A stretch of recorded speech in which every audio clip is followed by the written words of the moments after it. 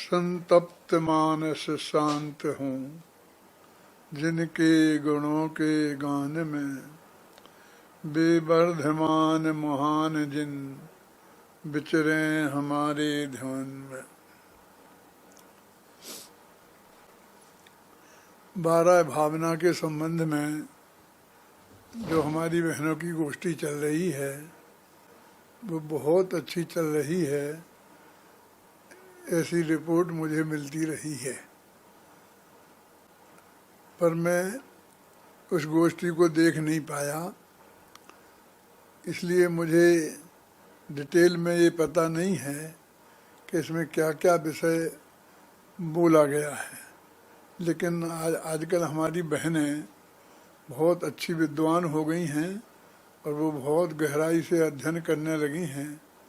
तो जितनी चीज़ें 12 भावनाओं के संबंध में सामने आ गई हैं, समाज के सामने आ गई हैं, मेरे द्वारा भी और विद्वानों के द्वारा भी, साहित्य के द्वारा भी, वे सब का अध्ययन उन लोगों ने बहुत गहराई से किया है। इसलिए बहुत सी बातें, सभी बातें लगभग उनने इसमें प्रस्तुत कर दी होंगी। चूँकि मुझे पता नहीं है, इसलिए मैं जो अभी बोलने जा रहा हूँ उसमें कौन बात रिपीट होगी कौन नहीं होगी इसका मुझे पता नहीं है। फिर भी मैं तो अपने विषय के हिसाब से जो अत्यंत आवश्यक चीज़ें हैं वो बताने की कोशिश करूँगा। 12 भावनाओं के संदर्भ में 12 भावना एक ऐसी चीज़ है कि जो साधुओं के लिए भी निरंतर चिंतन की चीज़ है, गृहस्थों के लिए भी चीज़ है, ज्ञानियों के लिए भी चीज़ है, अज्ञानियों के लिए भी है। और सभी लोग बड़े सम्मान के साथ, निरंतर बड़ी भक्ति के साथ 12 भावनाओं का पाठ करते हैं। युगल जी साहब ने तो अपनी पूजन में ही की जयमाला में ही 12 भावनाएं लिख दी। माने 12 भावना वाला मामला उनके दिमाग में इतना हावी था कि मेरे हिसाब से पूजन की जयमाला में तो देवसास गुरु के संदर्भ में ही हमें जो कुछ लिखना चाहिए। और देवसास गुरु के संदर्भ में भी बताने को बहुत है।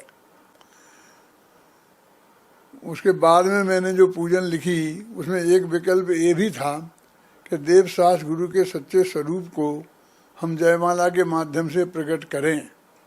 जो 12 भावनाओं के वर्णन करने की वजह से युगल जी साहब की पूजन में नहीं आ पाया है, तो मैंने देवसास गुरु पूजन की पहले जयमाला लिखी और उस जयमाला में वो चीज़ें रखी। तो ये 12 भावना जो भी एक कवि हृदय है वो यदि है तो जैन है तो वो 12 भावनाएं अवश्य लिखेगा। इसलिए पिछले 2000 वर्षों में जितनी 12 भावनाएं लिखी गई हैं, प्रथमान योग में तो हर जगह जहाँ भी कोई महाराज का प्रश्न आएगा, कोई मुनि दीक्षा लेगा, तीर्थंकर दीक्षा लेंगे तो ये 12 भावनाओं का चिंतन करते हैं।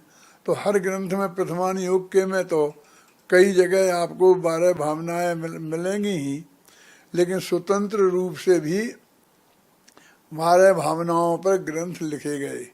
और कुंद कुंद जैसे आचार्य को भी द्वादशानुप्रेक्षा नामक ग्रंथ लिखने की भावना हुई और उन्होंने स्वतंत्र ग्रंथ लिखा। कार्तिकेय स्वामी ने तो कार्तिकेयानुप्रेक्षा के नाम से पूरी बहुत लंबी चौड़ी किताब लिखी है कि उन पर इतना विस्तार से वर्णन है।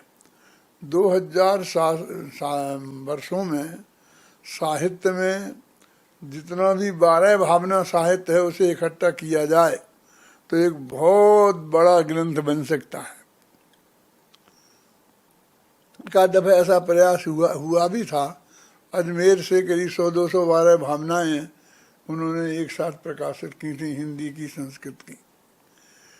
मैंने 12 भावना अनुशीलन नामक किताब में एक कोशिश की है कि विगत 2000 वर्ष में जितनी भी 12 भावनाएं लिखी गई हैं उन सबको देखकर अध्ययन करके उनमें कितने एंगल स्पष्ट किए गए हैं उनको मैं प्रस्तुत करूं। एंगल माने क्या? देखिए, बोधि दुर्लभ भावना है, तो बोधि दुर्लभ है। बोधि माने होता है रत्नत्रय। बहुत से लोग तो बोध माने ज्ञान समझते हैं, अकेला ज्ञान नहीं है, और बोध शब्द नहीं है, बोधि ई की मात्रा है। तो बोधि माने रत्नत्रय, सम्यक दर्शन, सम्यक ज्ञान, सम्यक चारित्र, यानी धर्म। तो बोधि दुर्लभ भावना, तो कहते रत्नत्रय की प्राप्ति अत्यंत दुर्लभ है। इस रूप में तो सैकड़ों 12 भावनाओं में इसको प्रस्तुत किया गया। और निगोद से कैसे जीव निकलता है, फिर कैसे कैसे आता है, फिर वर्तमान पर्याय में कैसे आया, और उसके बाद आगे आगे कैसे बढ़ता है, सब विस्तार से सारा वर्णन किया है। लेकिन एक एंगल और है, वो कहते हैं कि बोधि आपका भाव है, निश्चय दुर्लभ नाही, जग में प्राप्ति कथन है, यह व्यवहार कहाई। कि बोधि अपने आत्मा का भाव है, वो दुर्लभ कैसे हो सकता है?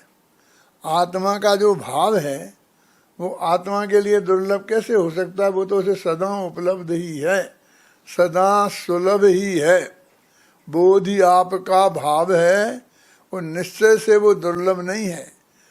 जगत में पर्याय में उसकी प्राप्ति कठिन होने से उसे बोधि को दुर्लभ कहा जाता है।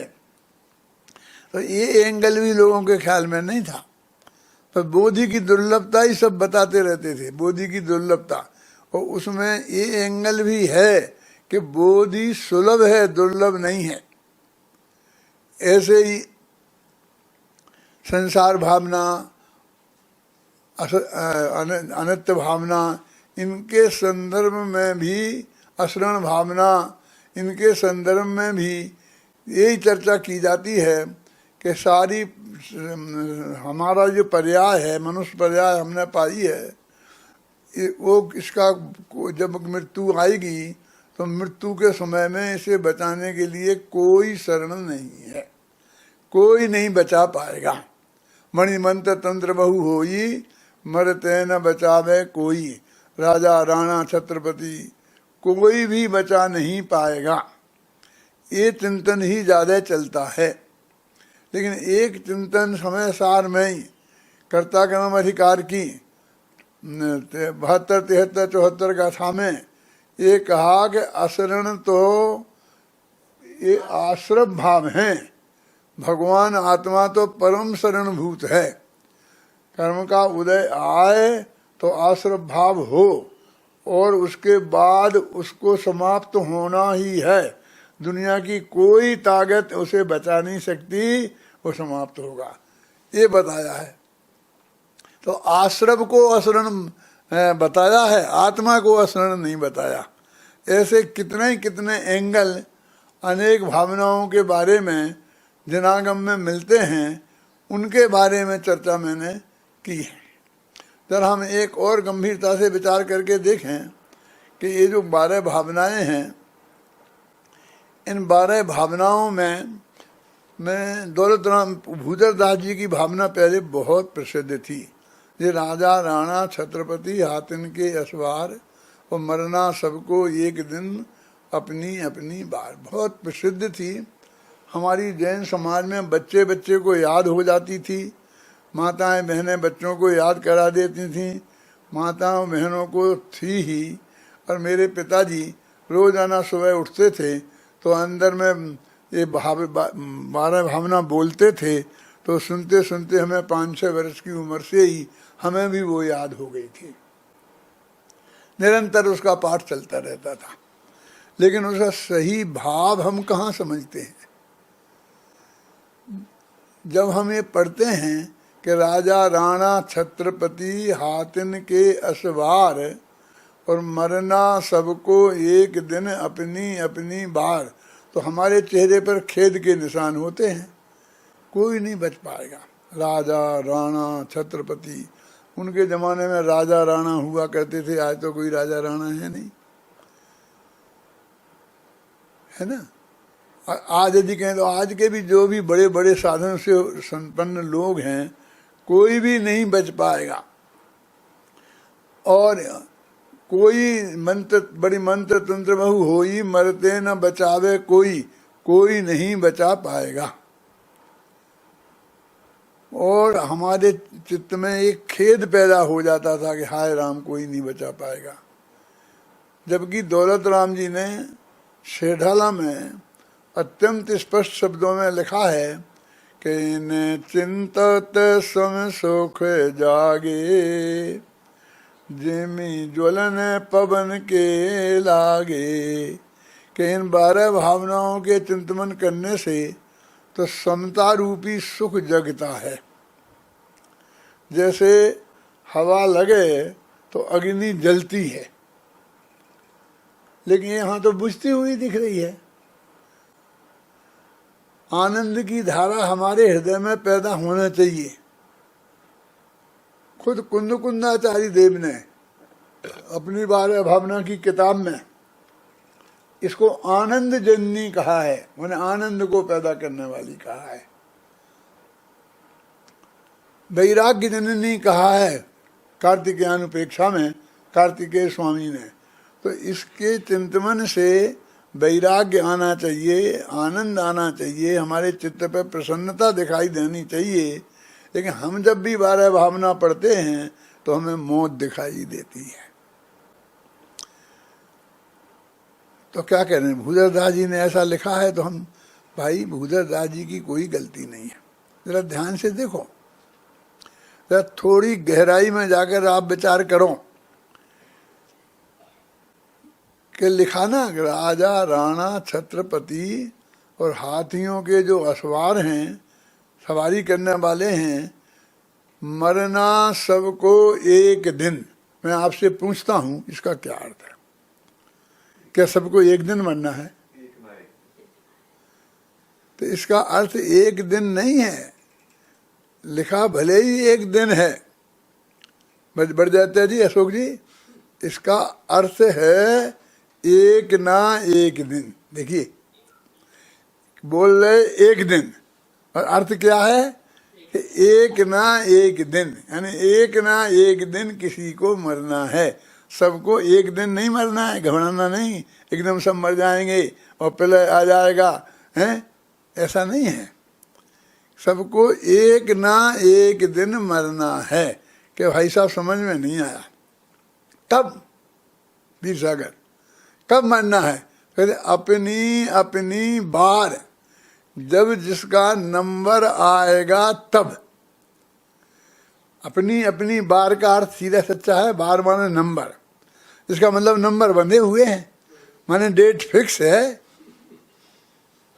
तो ये तो आपको ये बता रहा है कि तुम घबराओ मत, तुम चाहे जब मर जाओगे, तुम्हें 24 घंटा डर लग रहा है। वो तो कहते हैं कि ये जिनका जब नंबर आएगा तब मरेंगे, समझे ना। तो ये तो मरण की बात कहाँ है, जीवन की गारंटी है। तुम घबराओ मत, मरना सबको एक ना एक दिन। कब है? कि जब जिसका नंबर आएगा तब। ऐसे ही लिखा, दल बल देवी देवता मात पिता परिवार, मरती बिरिया जीव को कोई न राखनहार। कोई नहीं बचा पाएगा, कोई नहीं बचा पाएगा। लेकिन कब? जब मरने का समय आ जाएगा तब। मरती बिरिया शब्द है ना, मरती बिरिया माने जब मरने का समय आएगा, माने नक्की है। दोनों ही अनित्य भावना में और असरण भावना में क्रमबद्ध पर्याय की घोषणा हो रही है। अपनी अपनी बार और मरती बिरिया, हर एक का नंबर है। और जब मरने का काल आएगा तब कोई नहीं बचा पाएगा। इसका ये अर्थ भी है कि उसके पहले कोई मार नहीं पाएगा। तो ये जीवन की गारंटी है कि मौत की बात है, लेकिन हमें उसमें मौत दिखती है, हमें जीवन की गारंटी नहीं दिखती है। क्योंकि जब हम पढ़ते हैं तो मौत की बात सुनते ही हम इतने घबरा जाते हैं कि वो इसमें गहराई में जाकर देखें तो कि है क्या, उस पर हमारा दिमाग ही नहीं पहुंच पाता है। और अभी भी मैंने अपनी किताब में भी लिखा है, और जब पंच कल्याणकों में दीक्षा कल्याणक का प्रवचन होता था मेरा, तब मैंने सैकड़ों पंच कल्याणकों में इस विषय को उठा कर लोगों को बहुत समझाया है। मैंने हजारों लाखों लोगों को समझाया भी है और लिखा भी है, और लोगों ने पढ़ा भी है, फिर न मालूम क्यों उनका ध्यान नहीं जाता इस तरफ।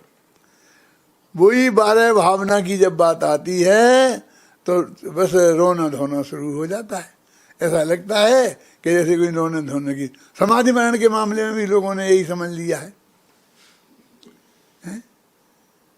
वो ये एक समाधि मरण की वो एक भाषा है ना, तो तेरे को कौन दुख है मृत्यु महोत्सव भारी।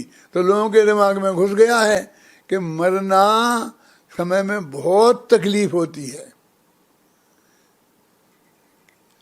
ना।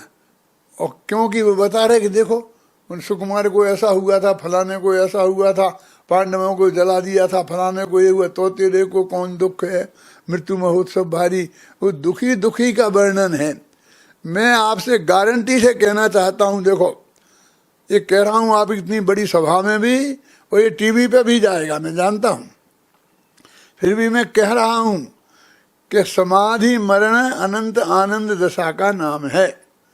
और मुनिराजों को, जितने भी मुनिराजों ने अंतिम समय में समाधि हुई है, तो लाख में एक आदमी को भी ऐसी तकलीफ नहीं हुई। लाख को अनंत आनंद में थे। शास्त्र में तो क्लियर लिखा हुआ है, असंख्य गुण निर्जरा होती है ना, सम्यक दृष्टि से श्रावक की, श्रावक से अनंतान मुनिराजों की, उनको असंख्य गुणी निर्जरा का मतलब समझते हैं? असंख्य गुणी शुद्धि की वृद्धि, असंख्य गुणी शुद्धि की वृद्धि माने आनंद की वृद्धि। तो उन्हें अनंत आनंद की वृद्धि होती है। और जहां तक शरीर की बीमारी का सवाल है, तो समाज शरीर की बीमारी की तकलीफ भी उन्हें नहीं होती है। हम समझते हैं हर एक को मरते समय तकलीफ ही होती है, कोई जरूरी नहीं है। ऐसा भी हो सकता है हमें जवाई आए और हमारे प्राण निकल जाए, हमें एक छींक आए और उसके साथ ही हमारे प्राण निकल जाए। सारे मुनिराज महापुण्य के धनी होते हैं, उनको कोई तकलीफ नहीं होती है। तो हमने वो तकलीफ वालों को सुनकर हमारे दिमाग में घुस गया है कि कहीं समाधि मरण का पाठ पढ़ा जा रहा हो तो कोई मरने वाला है, घबराहट होने लग गई है। एक कवि ने लिख दिया, बहुत बढ़िया लिखा, मैं उनका धन्यवाद देता हूँ। फिर लोगों ने उसे पाठ करना शुरू कर दिया। फिर संगीतकारों ने संगीत में गा गा करके बढ़िया कैसेट बना दिए, गांव-गांव में चला दिए। सेठियों ने मंदिरों में संगमरमर खुदवा का चित्र बनवा दिए हैं, चित्रों में लगवा दिए। सब मंदिरों में चारों तरफ बोई लग गए, और चारों तरफ बोई कैसेट चलने लग गए कि तो तेरे को कौन दुख है। तो दुख दुख दुख जैसा हो गया, समाधि मरण दुख का प्रतीक हो गया, जबकि वो आनंद का प्रतीक है, अनंत आनंद का प्रतीक है। मेरी किताब है, गद्य में भी है और पद्य में भी मैंने लिखी है समाधि मरण की, है बहुत अच्छी है। पद्य की तो मैं रोज ही ना सुनता हूँ, मैं स्वयं सुनता हूँ, स्वयं कैसेट लगा देता हूँ और कई दफे सुनता हूँ। उसमें ये सारे तत्वों को सामने मैंने रखा है। 12 भावना भी इन चिंतत समसुख जागे, इनके चिंतन करने से समता रूपी सुख जगता है। अब अनित्यता की बात है, पहली भावना अनित्य भावना है ना, तो सब मर जाएंगे, अकेले मरने ही का नाम अनित्यता है। और सारे जगत में जितने भी संयोग हैं, उन संयोगों में जो निरंतर परिवर्तन होता है उसका नाम अनित्यता नहीं है। और ये अनित्यता हमारे पक्ष में है, क्योंकि ये वस्तु का स्वभाव है। जैसे नित्यता वस्तु का स्वभाव है, ऐसे अनित्यता भी वस्तु का नित्य स्वभाव है। नित्य स्वभाव माने 24 घंटा रहता है अशोक जी, भोपाल वाले अशोक जी, 24 घंटा रहता है वो अंदर में। नित्य स्वभाव है आत्मा का। अनित्यता नहीं होती तो हम निगोद में ही पड़े रहते हैं, वहां से निकल नहीं पाते। बदलती है ना, इसलिए तो निकल के हम यहाँ आए। और जो दुख की अवस्था है जिसे आप कहते हो, यदि अनित्यता नहीं हो और पर्याय का बदलने का स्वभाव नहीं हो तो अनंत काल तक हम दुखी ही बने रहेंगे, हमें मोक्ष की प्राप्ति नहीं होगी। अनित्यता के विरुद्ध चिंतन मोक्ष के विरुद्ध चिंतन है। हमने अनित्यता की जब भी बात सोची तो घबराहट के अर्थ में ही सोची कि हाय राम सब चला जाएगा, रुपया पैसे चले जाएगा, संपत्ति चली जाएगी, ये चली जाएगी, ये चली जाएगी, हमारी जवानी चली जाएगी, ये चला जाएगा, ये सब चला जाएगा। लेकिन ये पुरानी सड़ी गली देह छूटकर बिल्कुल नई ताजी बढ़िया देह मिलेगी ना। है? जो शुद्ध भाव वाले जीव हैं, शुभ भाव वाले जीव हैं, उन्हें तो स्वर्ग में जाना है। तो स्वर्ग में तो कैसी देह मिलने वाली है, कितनी सुंदर निरोग देह मिलने वाली है, और ये सड़ी गली देह चली जाएगी। तो अनित्यता तेरे पक्ष में है, ये बदलना तेरे विपक्ष में नहीं है। मैंने तो बहुत पहले एक बार भावना लिखी थी, ये भावना जो आप पढ़ते हैं ना, ये नहीं, वो तो खो गई। भोपाल में मेरा ऑपरेशन हुआ था अपेंडिक्स का, अशोक जी, हमारे हमीदिया हॉस्पिटल में। एक डॉक्टर सुंदरलाल सिंघई थे, उनने मेरा किया था। तो वो सुबह मेरा ऑपरेशन होना था, तो झरने का मंदिर पास में है हमीदिया हॉस्पिटल के। तो मैं सुबह दर्शन करने वहाँ चला गया और मंदिर में बैठकर मैंने वहाँ पर 150 दोहे लिखे, और वो सब 12 भावनाओं के थे, इस पे थे, इस पे थे, इस पे थे। अब वो तो जो मेरे साथ आदमी था, तो उसमें जा रहा था मैं अस्पताल में, उसे दे दिए थे। नाना जी थे मेरे, मतलब मेरे ससुरा थे, तो उन्हें वो दे दिया था। अब उन्हें क्या पता इसमें क्या है कैसे, एक कॉपी थी। अब वो कॉपी फिर मुझे मिली नहीं। जब उसके मैं लौट के आया हूँ तो वो मुझे याद जितने रह गए वो रह गए। तो उस 12 भावना में मैंने लिखा था कि जब अनित्यता वस्तु धर्म है, क्यों कर दुख कर हो सकती। जब अनित्यता वस्तु का स्वभाव है तो वो दुख कर कैसे हो सकता है। और जब स्वभाव ही दुख कर हो, सुख भई कौन सी हो सकती। यदि स्वभाव ही दुख कर है तो सुख में कौन चीज होगी फिर। आत्मा का स्वभाव है ना, जैसा नित्य स्वभाव है ऐसा अनित्य स्वभाव भी है। मेरी अभी एक कविता है नई, वो बदलना, ना बदल कर भी बदलना, और बदल करके भी ना बदलना। अभी तुमने शायद रिलीज की है ना, संगीत में सबको भेजी है, सब आप लोगों के पास पहुंच गई है, YouTube पे पड़ी है, आप देखना, बहुत अच्छी है। नहीं बदलना नहीं, ये अलग है कि बदलना भी तेरे हित में है, क्योंकि वो तेरा स्वभाव है। और जैसा नहीं बदलना स्वभाव है, वैसा ही तेरा बदलना भी स्वभाव है। ये बदलने की कृपा से तुमने गोद से निकले हो बेटा। यदि नहीं बदलने का स्वभाव होता तो जो जहां पड़ा था वो वहीं पड़ा रहता। और बदलने के स्वभाव के वजह से ही तुम यहां से मोक्ष में जाओगे। मुक्ति का रास्ता बदलने के स्वभाव में ही है। तो ये अनित्यता के संदर्भ में हम ये क्यों नहीं सोचते हैं। जयचंद जी छाबड़ा ने लिखा है, क्या लिखा है भाई,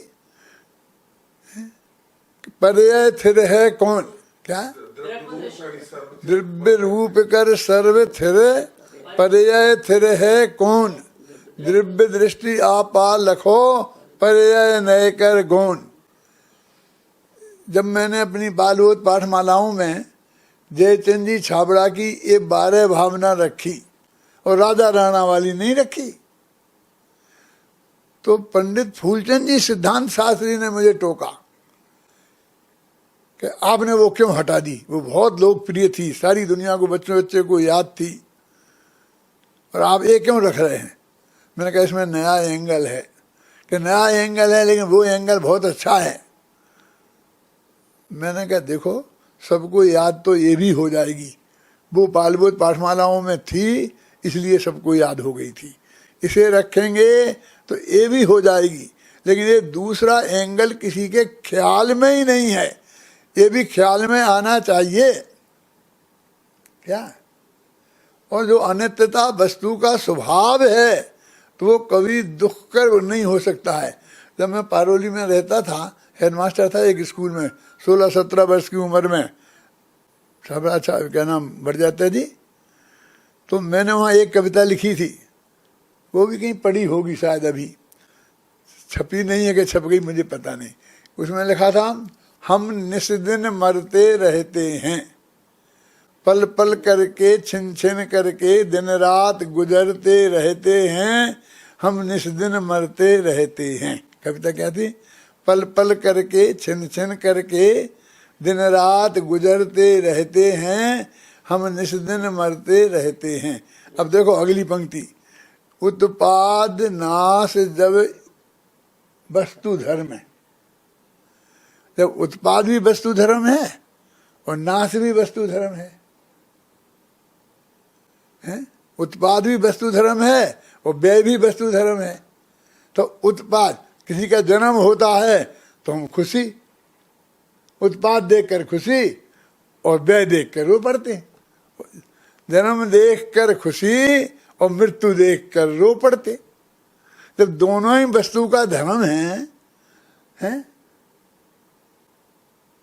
उत्पाद नाश जब एक वस्तु, तब एक सुख कर और एक दुख कर कैसे हो सकती है ना। इसलिए ये बात नहीं, वस्तु की स्वरूप पर हम विचार करें, अनित्यता वस्तु का स्वरूप है, इस पर हम विचार करें। अशरणता एक द्रव्य दूसरे द्रव्य का शरण नहीं है, स्वयं की शरण तो है। जयचंद छाबड़ा ने लिखी, निश्चय नय से अपना आत्मा अपनी शरण है, शुद्धात्म अरु पंच गुरु जग में शरणा दे। अपना शुद्धात्मा निश्चय से और पंच परमेष्टि व्यवहार से शरण है ना। हम बोलते हैं अरहंते शरणम पव्वज्जामि, सिद्धे शरणम पव्वज्जामि, साहु शरणम पव्वज्जामि। कुंद कुंदाचारी देव अष्टपहड़ में लिखते हैं कि मैं क्यों किसी की शरण में जाऊं। अरिहंत सिद्धाचार्य पाठक साधु हैं परमेष्टिपण, सब आत्मा की अवस्थाएं आत्मा ही है शरण। आत्मा, जब भी आत्मा की ही अवस्थाएं हैं तो मैं उस आत्मा की शरण में क्यों नहीं जाऊं। मैं एक दुकान पर गया धोती जोड़ा खरीदने के लिए, और मैंने कहा भैया एक परम सुख का धोती जोड़ा होगा।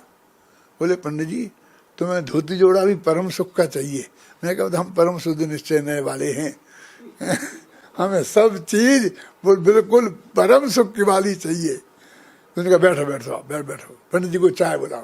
मैं कहा चाय पीने नहीं आए हैं, हमको परम सुख का धोती जोड़ा चाहिए कि बिराजो। तो और उसने अपने बच्चे को इशारा किया कि सामने की दुकान से जाके 4-5 परम सुख के धोती जोड़ा उठा के ला। दूसरे की दुकान थी, बड़ी दुकान, उस पर भेजा उसके, और वो लाया। फिर उन्होंने हमें दिखाया, तो मैंने कहा जी तो वहां से लाया है, वहां से लाया है और ये हमें दिखा रहा है। तो हमने सोचा हम इससे क्यों लेंगे, जिससे ये लाया हम उससे ही लेंगे ना। जगत में ऐसा ही होता है ना कि जो सामने ही मिलते हैं बढ़िया हैं, और तो ये 2 पैसा खाए गए उसमें से लाया है तो हैं, तो हम वहीं से क्यों नहीं लेंगे।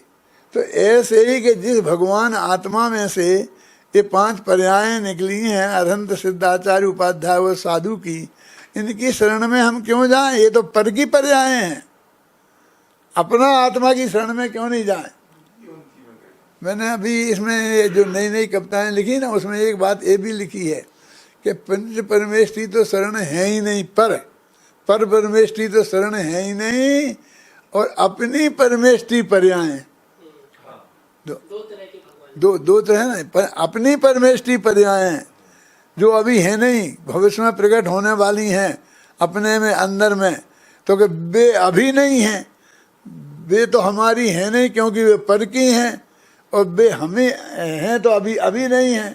इसलिए हमारे लिए तो हमारा आत्मा ही परम शरण है। अशरण भावना में हमें ये क्यों विचार नहीं आता? ऐसे संसार भावना के बारे में भी बहुत बड़ी गड़बड़ी है।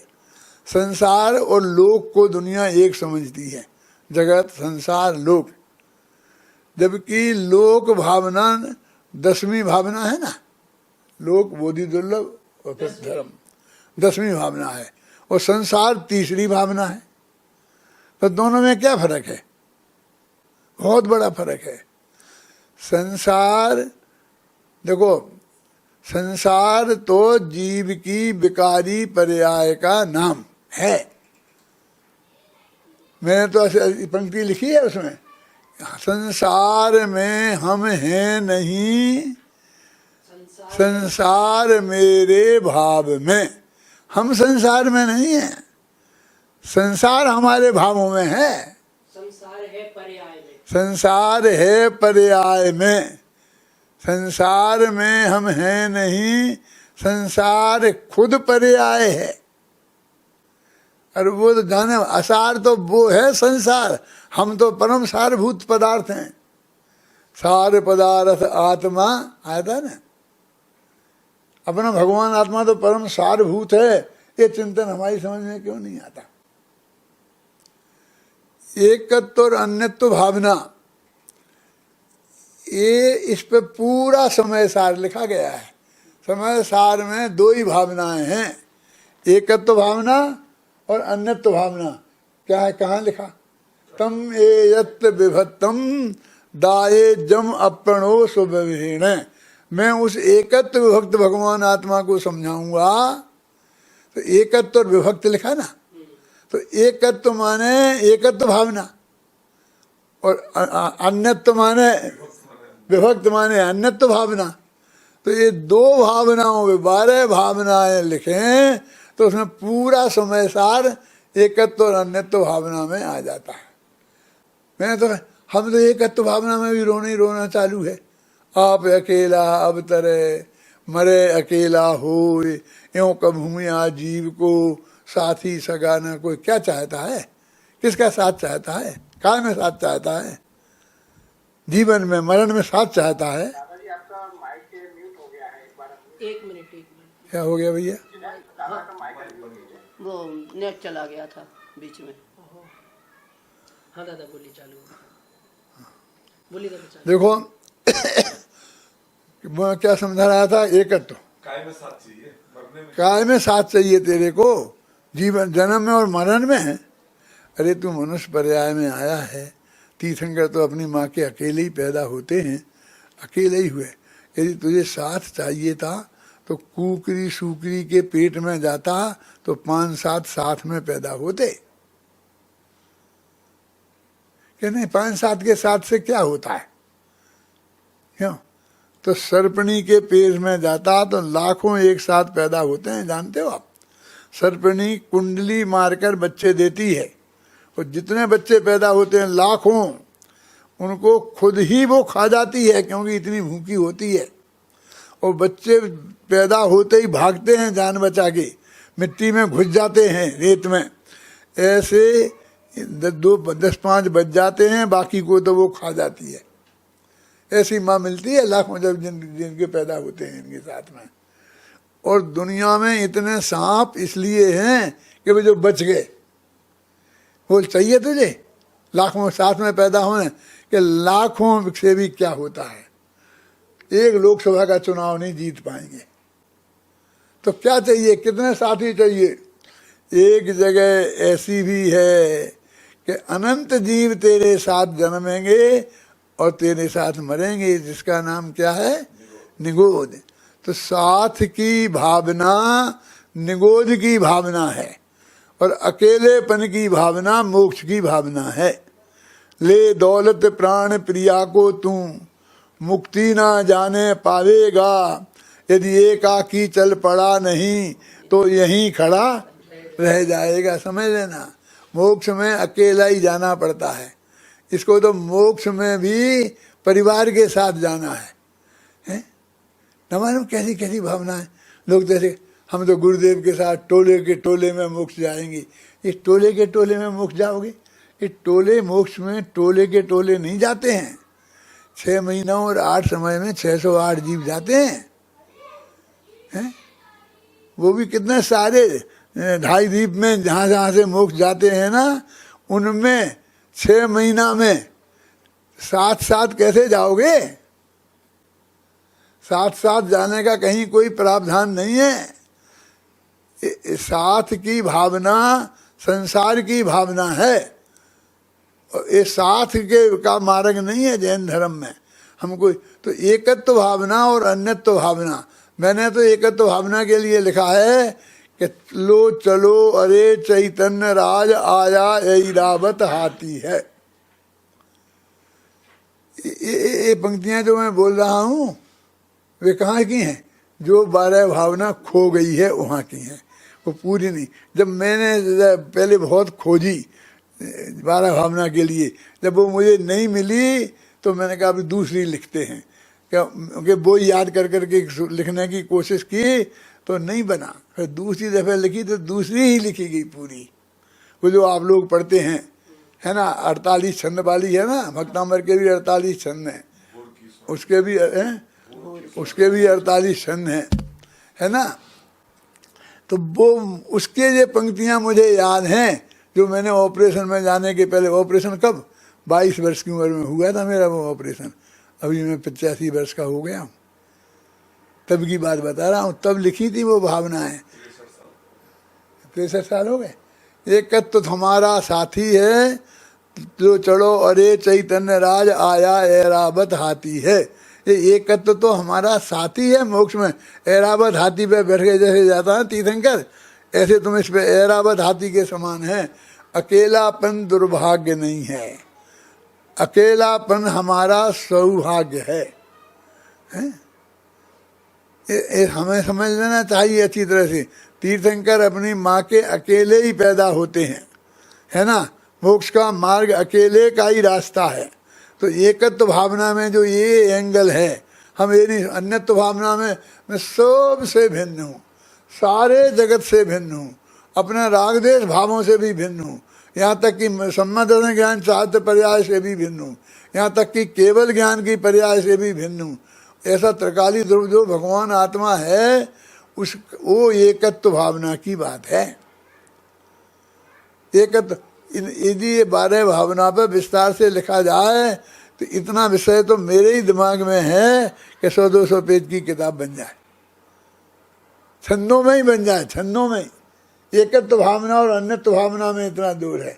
फिर असुचि भावना, शुरू की 6 भावनाएं हैं, अनित्य, असरण, संसार, एकत्व और अन्यत्व और असुचि। ये वैराग्य परक हैं। और उसके बाद की 6 भावनाएं तत्व परक हैं। आ गया ना फिर आश्रव, संवर, निर्जरा, लोक, बोधि दुर्लभ और धर्म। तो वो तत्व की चर्चा उसमें आती है। तो पहले वैराग्य के माध्यम से चित्त की भूमि को कोमल करते हैं, है ना, बीज बोने लायक करते हैं।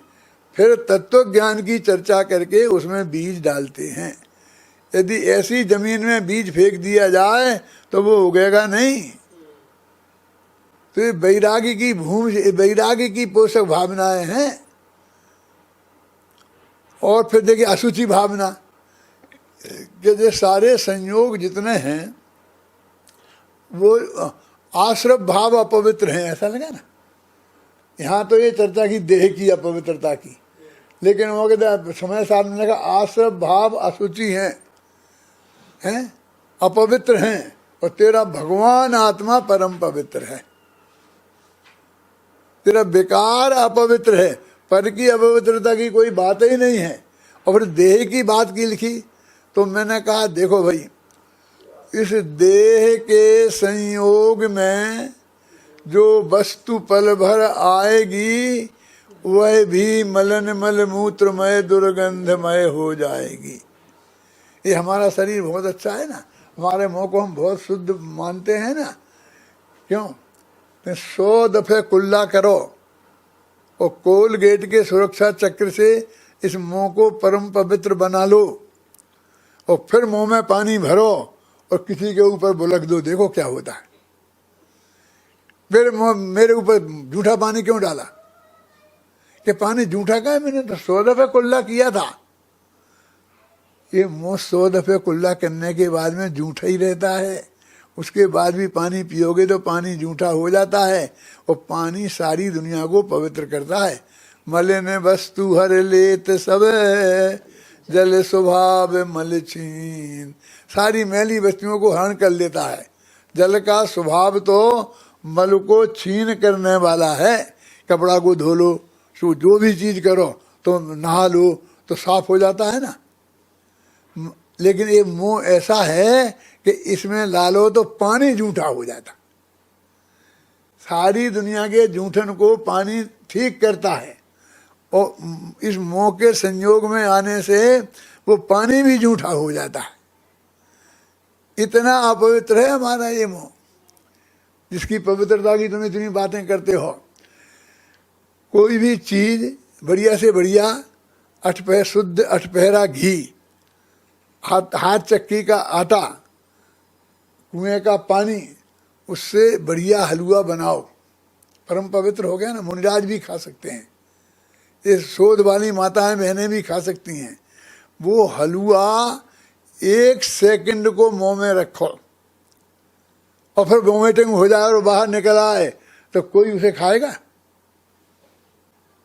ये इतने से संयोग आया इस मौके में, वो अपवित्र हो गया। वो अंदर चला जाए और वोमिटिंग हो जाए, उसे कोई देखने को तैयार नहीं है। और 4-6 घंटे 8 घंटे रह जाए और किसी रास्ते से बाहर निकले तो लोग उसकी तरफ देखना पसंद नहीं करते हैं। यानी ये शरीर की संगति का क्या परिणाम है, ये समझ लो। ऐसे ऐसे शुद्ध पदार्थों की ऐसी दुर्दशा हो जाती है। इस देह के संयोग में जो वस्तु पल भर आएगी वह भी मलिन मल मूत्रमय दुर्गंधमय हो जाएगी। आप समझ गए ना, ऐसी हालत है इसकी। एक क्षण को संयोग में आएगी। क्यों? अभी रूमाल आपने रखा अपने जेब में, मुंह पोंछा, ऐसा लिया जेब में रख लिया, फिर मैंने कहा मेरा रूमाल कहाँ है? तो अभी मेरा नहीं, रूमाल तो भूल गया था, मैं लाया नहीं। तो आप अपने निकाल के अपनी जेब में से मुझे देते हो, मैं लेता हूँ क्या? कि नहीं मैं अभी लेके आया हूँ। नहीं तो भी आपने यदि एक दफे ऐसा मुंह से साफ कर लिया ना, बस वो रूमाल गंदा हो गया, क्योंकि तेरे मुंह से बाहर से ही लग गया ना। तो इतने अपवित्र पदार्थ हैं। तो कहते हैं, मैंने ऐसा लिखा है उसमें कि यदि हड्डी अपवित्र है तो वह तेरी नाही, और खून भी अशुचि है वह पुद्गल पर छाई। तेरी शुचिता ज्ञान है और अशुचिता राग, राग आगे को त्याग कर निज को निज में पाग। कौन से शास्त्र की है? कहाँ लिखी है परमात्मा? वो जो खो गई ना मेरे भावना, जो मेरे दिमाग में याद रह गई, उसकी कम से कम 100 दोहा होंगे अशोक जी। और उसे मैंने सुबह 6 बजे से लेकर 8 बजे के बीच में झरना के मंदिर में बैठकर 22 वर्ष की उम्र में लिखे थे। क्या क्या क्या बोला मैंने अभी आपको सुना? यदि हड्डी अपवित्र है तो तुझे क्या लेना देना, वो तो पर पदार्थ है ना, वो तो पुद्गल की है। तो वह तेरी नाही, और खून भी अशुचि है, और खून अपवित्र है तो वह भी पुद्गल का बना हुआ है। तेरी शुचिता ज्ञान है और अशुचिता राग। आत्मा में जो राग पैदा होता है वो अपवित्रता है, चाहे शुभ हो चाहे अशुभ हो, और ज्ञान है वो पवित्रता है। तो राग आग को त्याग कर निज को निज में पाग। अब अधिक मैं क्या कहूं कि देखो, हड्डी रहती है और खून रहता है, फिर भी केवल ज्ञान हो जाता है। 13वें गुणस्थान में हड्डी रहती है कि नहीं, खून भी रहता है कि नहीं, और केवल ज्ञान हो जाता है। और राग रहे तो केवल ज्ञान नहीं होता है। कौन अपवित्र कौन है, राग के हड्डी?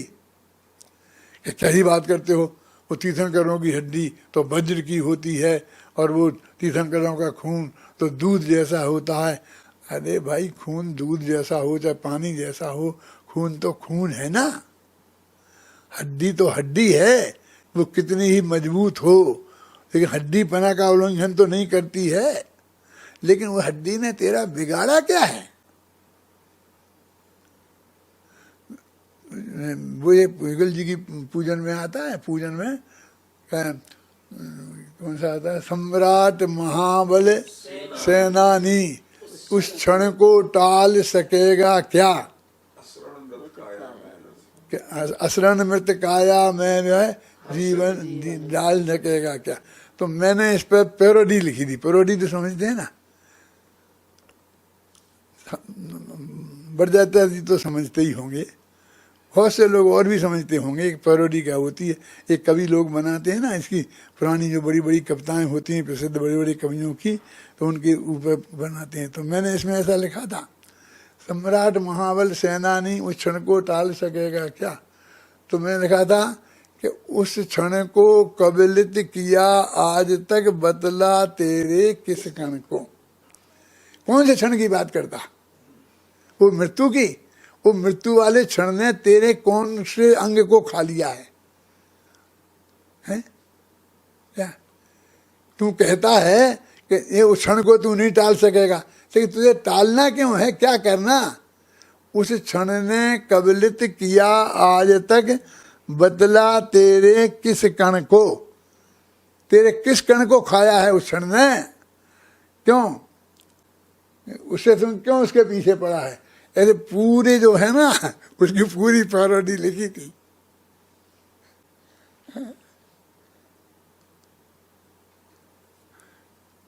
उस वक्त दिमाग ज्यादा चलता था, है अब उतना नहीं चलता है, ख्याल में है ना। उस वक्त जाते देखो वस्तु का स्वरूप क्या है। आज अब देखिए, मैं थोड़ी संबर निर्जरा की बात करते हैं। मैंने एक पंक्ति में दोनों भावनाओं का लिखा, क्या शुद्धि की उत्पत्ति उसका नाम संबर, और शुद्धि की वृद्धि उसका नाम निर्जरा। देखो इसमें से निकालना परमात्मा, निकाल के संबर निर्जरा भावना, उसमें लिखा एक पंक्ति में, है ना।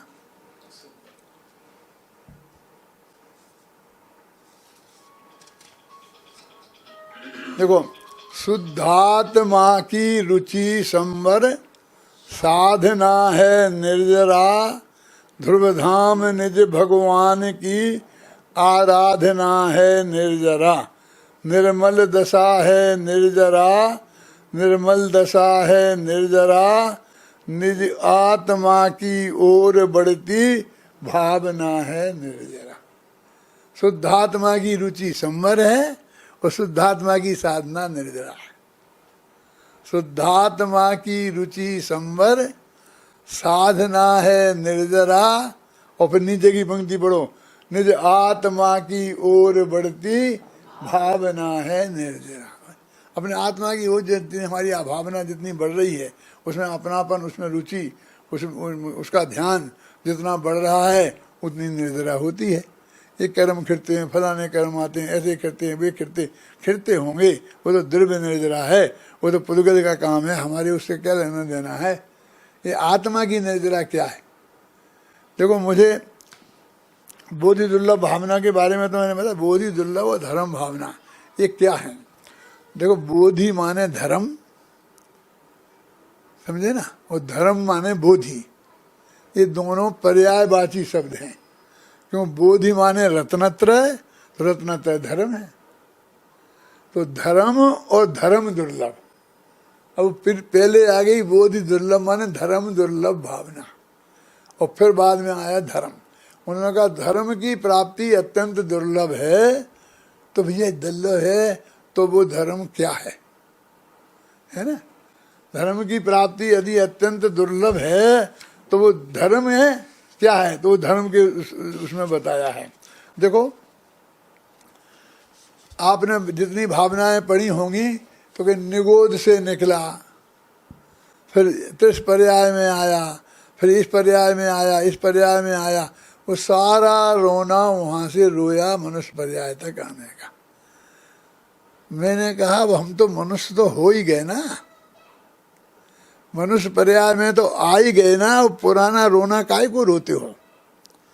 तो मैंने अपनी इस भावना में नरदेह से शुरू किया। देखो क्या लिखा, नरदेह उत्तम देश पूरण आयु सुबह आजीविका दुर्वासना की मंदता परिवार की अनुकूलता सत्सज्जनों की सद्धर्म की आराधना उत्तरोत्तर महादुर्लभ आत्मा की साधना।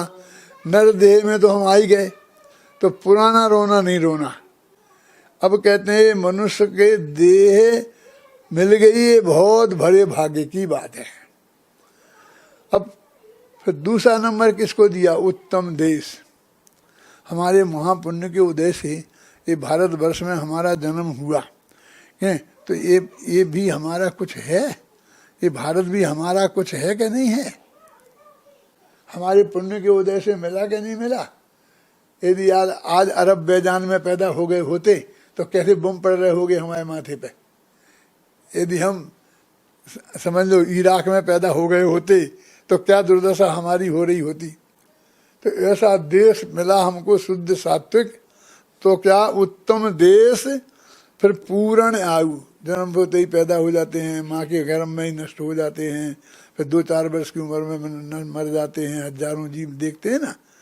तो हमको ये पूर्ण आयु मिल गई कि हम आज जिंदा हैं, 86 वर्ष के हो रहे हैं, तो पूर्ण आयु और फिर शुभ आजीविका। देखो कत्ल खाने में काम कर रहे हैं, बहुत अच्छी तनख्वाह मिलती है, लेकिन कत्ल खाना है ना। लेकिन हमारी आजीविका बिल्कुल शुभ है, शुद्ध है, सात्विक है, उसमें एक जीव की भी हिंसा नहीं है।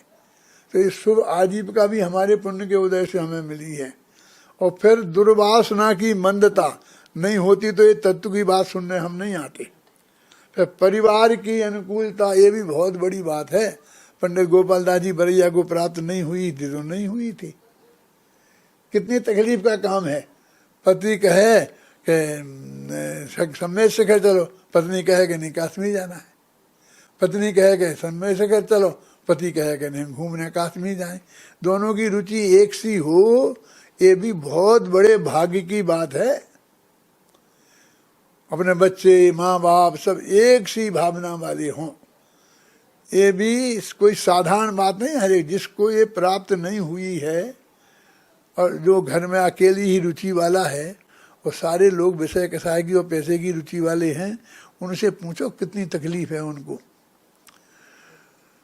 सत्सज्जनों की संगति, सद्धर्म की आराधना, अच्छे लोगों की संगति मिलना और सच्चे धर्म की आराधना। नहीं तो हम जैन कुल में भी पैदा हो गए और फंस जाते कहीं। अब मैं इसके बारे में कोई डिटेल कुछ कहना नहीं चाहता हूँ, नहीं तो बहुत मुश्किल पड़ जाए आजकल जमाने में। ख्याल में है ना। वह उत्तरोत्तर महादुर्लभ आत्मा की साधना। आखिर अंत में आत्मा की साधना है, ये क्रमशः उत्तरोत्तर दुर्लभ है। इतनी बात कही, फिर वे कहते काय के दुर्लभ है। देखो अगली पंक्तियां बहुत मार्मिक हैं। जब मैं स्वयं ही गे हूँ, जब मैं स्वयं ही ज्ञान हूँ, जब मैं स्वयं ही ध्येय हूँ, जब मैं स्वयं ही ध्यान हूँ, जब मैं स्वयं आराध्य हूँ, जब मैं स्वयं आराधना, जब मैं स्वयं ही साधु हूँ, जब मैं स्वयं, जब जानना पहचानना निज साधना आराधना ही बोधि है, तो सुलभ ही है बोधि की आराधना। जब सब मैं ही हूँ, ज्ञान में, ज्ञेय में, ध्यान में, ध्येय में, कहीं कोई पर में कुछ है ही नहीं, रंच मात्र भी पराधीनता नहीं है, तो फिर वे इससे बढ़िया और बात क्या होती। बोध की साधना माने रत्नत्रय की प्राप्ति, आत्मा की साधना करना अत्यंत सरल है, कठिन नहीं है। तो ये जो हमारे एंगल है हमारे भावना के, मैंने 2000 वर्ष में जो 12 भावनाएं थीं उन सबका अध्ययन करके, और जितने जितने एंगल थे, अब मैंने पहला वाक्य बोला था ना एंगल, वो एंगल मैंने सब स्पष्ट किए। एक तरह के वाक्य 100 12 भावनाओं में आए तो मैंने उनमें से एक ले लिया, बाकी सब छोड़ दिए।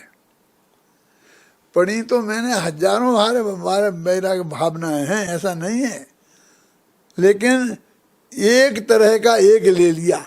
मैंने दौलत राम जी का ले लिया, और ऐसा ही भूदादास जी का है तो फिर वो नहीं लिया, वो छोड़ दिया, समझ में आए ना।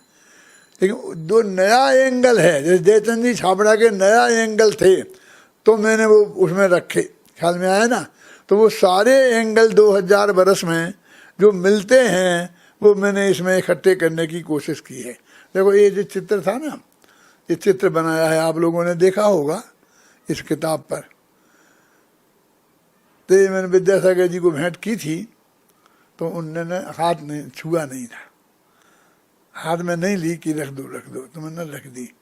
बाद में पता चला कि ये चित्र था, इसलिए उन्होंने, मुझे बहुत खुशी हुई कि भाई महिला का चित्र है, हमें महिला का चित्र नहीं बनाना चाहिए था। जो महाराज ने नहीं ली तो उन्होंने, महाराज ने अच्छा किया। मतलब मैं कोई उसकी बात नहीं कर रहा हूँ, लेकिन हमने क्यों डाला इसमें कि ये आपको ये दिखाता है कि एक दिन आप ऐसे थे, कल ऐसे हो जाएंगे, परसों ऐसे हो जाएंगे, नरसों ऐसे हो जाएंगे, और आकर के आप ऐसे हो जाएंगे।